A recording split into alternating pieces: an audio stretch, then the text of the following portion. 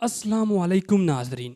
سن 1980 سے 1988 کے دوران تقریباً 8 سال تک دو اسلامی ہمسایہ ملکوں عراق اور ایران کے درمیان خون ریز جنگ لڑی گئی، جس کے نتیجے میں 5 لاکھ سے زائد افراد لقمہ اجل بنے۔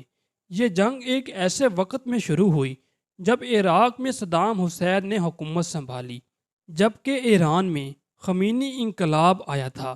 اس جنگ کا آغاز ستمبر 1980 میں عراقی افواج کے ایران پر حملے کے نتیجے میں ہوا۔ دونوں ممالک کے درمیان علاقائی، مذہبی اور سیاسی تنازعات کی وجہ سے یہ تنازع تقریباً 8 سال بعد ختم ہوا، جس میں دونوں ملکوں کے ہاتھ کچھ بھی نہیں آیا۔ ایران عراق جنگ کا باعث دریائے شط العرب ہے، مگر بعض مبصرین کے خیال میں شط العرب کو محض ایک بہانے کے طور پر استعمال کیا گیا اور عراق نے امریکہ کی اِماء پر ایران پر حملہ کیا۔ دریائے شط العرب کے علاقے میں ایران عراق سرحد کا تعین کرنے کے لیے ایران اور خلافت عثمانیہ کے مابین 1823 میں ارض روم میں ایک معاہدہ طے پایا تھا، جس پر بوجہ عمل نہ ہو سکا۔ 1847 میں ایک دوسرے معاہدے ارض روم ترکی کے ذریعے ایران نے سلمانیہ کا علاقہ خلافت عثمانیہ کی تحویل میں دے دیا، جبکہ ایران کو آبادان اور شط العرب کی مشرقی آبادیاں دے دی گئیں۔ تاہم ایران کو بھی اس دریا میں جہاز رانی کا حق دے دیا گیا۔ 1911 میں تہران میں ایران اور عراق کے مابین یہ طے پایا کہ دونوں ممالک سرحدوں کی نشاندہی کے سلسلے میں مشترکہ کمیشن قائم کریں، لیکن یہ کمیشن بھی اپنے مقاصد کے حصول میں ناکام رہا۔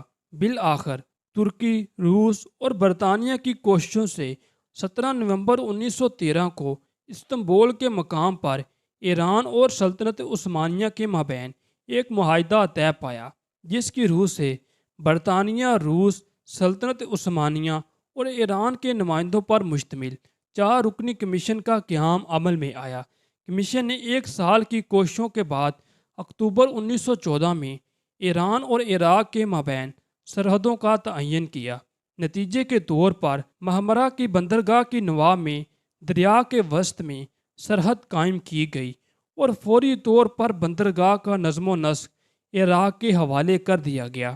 سن 1932 میں جب ایران میں رضا شاہ پہلوی کی حکومت قائم ہوئی تو اس نے 1913 اور 1914 میں ہونے والے معاہدوں کو تسلیم کرنے سے انکار کر دیا۔